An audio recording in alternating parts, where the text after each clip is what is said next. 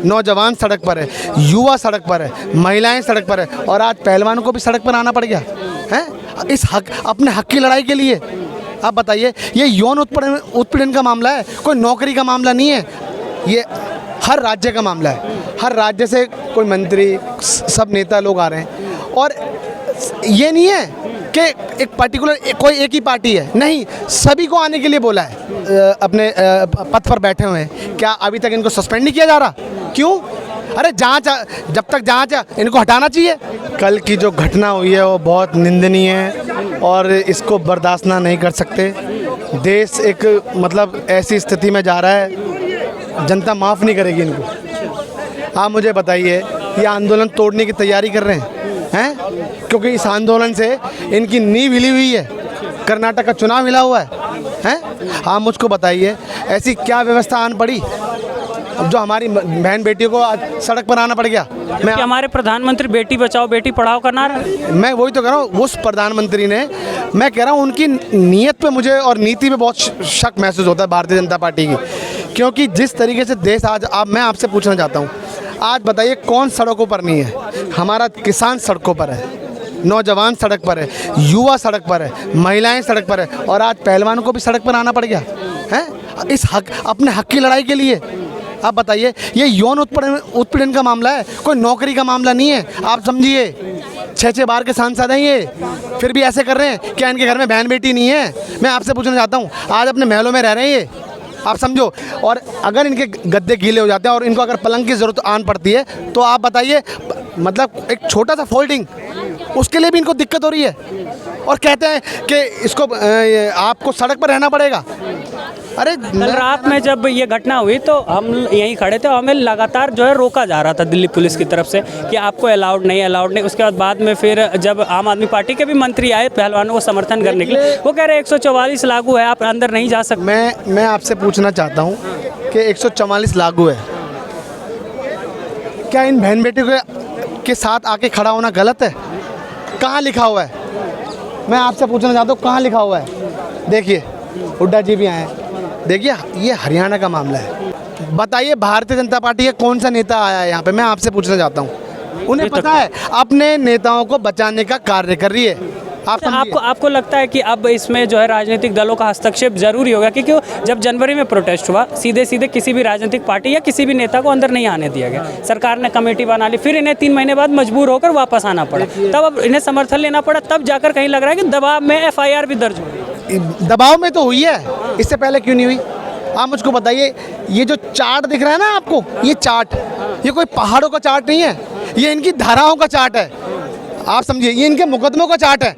ये देखिए सामने, ये चार्ट इनके मुकदमों का है, इनकी धाराओं का है कि कितनी धाराएं लगी हुई हैं, कितने मुकदमे लगे हुए हैं। आप समझिए, ऐसे देश चलेगा क्या? अगर इतनी धाराएं एक पे होती तो उसको फांसी दे रहे थे ये सरकार। आप बुलडोजर की बात भी करती है उत्तर प्रदेश में। बिल्कुल। आप मुझको बताइए, अभी तक ये अपने पद पर बैठे हुए हैं, क्या अभी तक इनको सस्पेंड नहीं किया जा रहा? क्यों? अरे जांच, जब तक जांच है इनको हटाना चाहिए, क्यों नहीं? आप बताइए, राहुल जी की तो जांच भी नहीं हुई थी पूरी कंप्लीट। आप समझिए, तुरंत उनको बर्खास्त करा हुआ।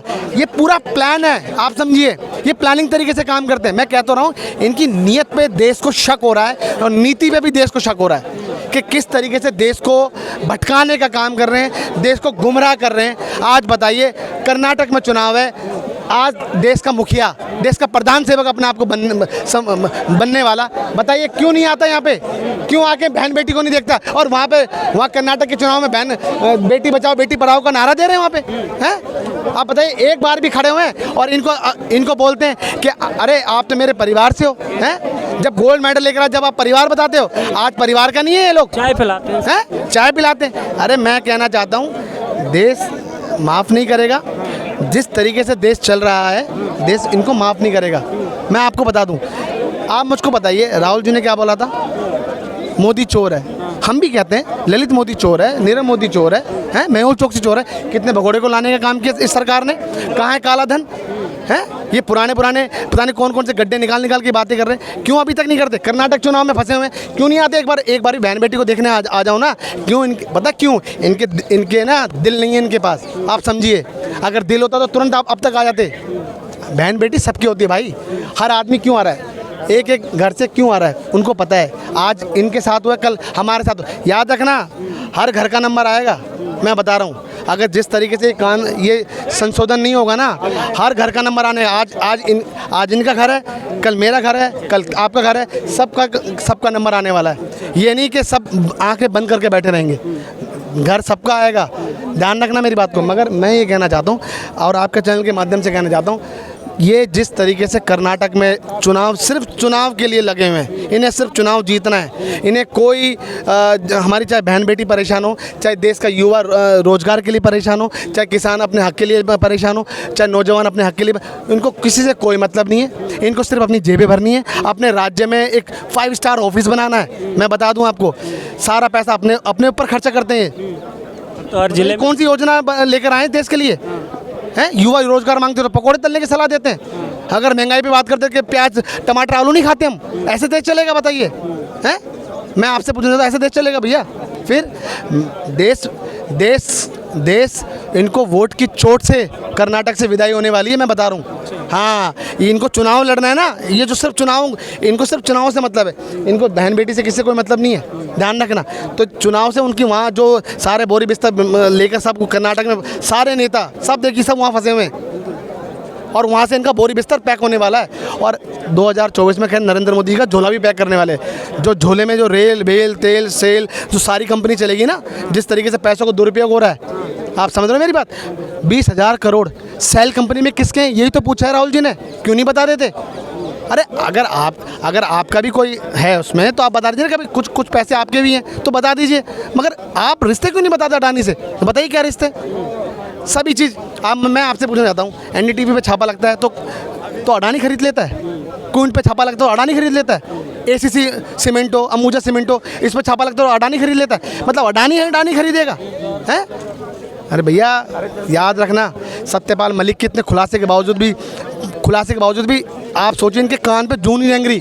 सीबीआई की रेड भी पड़ा, इतना बड़ा आरोप लगाने के बावजूद भी अभी तक भी ये कैसे अपने पद पर? तो उन पर सीबीआई की भी रेड। हाँ, मैं आपसे पूछना चाहता हूँ, क्या सत्यपाल मलिक किस पार्टी से संबंध रखते हैं बताइए? भारतीय जनता पार्टी बीजेपी से।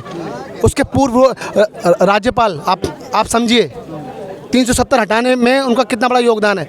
आज उन्होंने इन पर जब सवाल खड़े कर दिए तब भी इनको फ़र्क नहीं पड़ता है। भैया देश की व्यवस्था खराब हो चुकी है, वो दिन दूर नहीं है कि सिर्फ ये अपने जेब में भरेंगे। स्विस बैंक की बात करते रहे, 15 लाख रुपए की बात करते रहे। बताइए स्विस बैंक में कितने गुना इनका पैसा डबल हो रहा है। अपने हर जिले के अंदर ऑफिस बना रहे हैं 5 स्टार, पैसों को इतना बड़ा दुरुपयोग कर रहे हैं। और बहन बेटी के लिए ये जो सिर्फ सड़क पर रहेंगी हैं, ये गीले गद्दे में सोएंगी, ज़मीन पर सोएंगी। अरे भैया देश माफ़ नहीं करेगा, इनकी वोट की चोट से इनको विदाई है कर्नाटक से।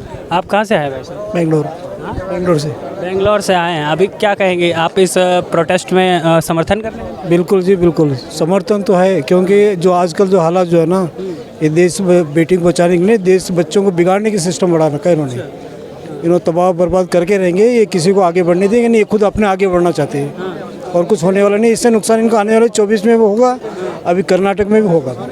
इसका भुगतान जरूर भुगतेंगे, इनकी सज़ा इनकी जरूर मिलेगी इनको, ये बच नहीं सकते। जिस तरीके से नरेंद्र मोदी सरकार जो है वो लगातार जो मांगे है कार्रवाई नहीं हो रही है ब्रिजभूषण सिंह पे, क्या कहेंगे? दबाव है ना। किस चीज़ का दबाव है? वो तो प्रधानमंत्री हैं। वो डरते हैं ना, डरते हैं। वो प्रधानमंत्री डरा हुआ प्रधानमंत्री है। अच्छा। वो कहते हैं ना 56 इंच का छाती है, सीना है, वो कुछ नहीं, वो चूहा है। वो निकम्मा प्रधानमंत्री है, इस देश के लिए रहने के लिए लायक ही नहीं हो। हम भुगत रहे हैं अभी उसको, हम सजा भुगत रहे हैं उसको, जो प्रधानमंत्री बना के। उसी का तो सजा है अभी। आपको लगता है सरकार दबाव में आएगी और जो पहलवानों की मांग है वो मानी जाएगी? ये मानेंगे नहीं है। वो ये समझ रहे कि ये कितने दिन बैठेंगे अपने आप जाएंगे। अच्छा। कुछ नहीं करने वाली है, इनके ऊपर कोई कार्रवाई नहीं करेंगे, वो जैसे है वैसे रहेंगे।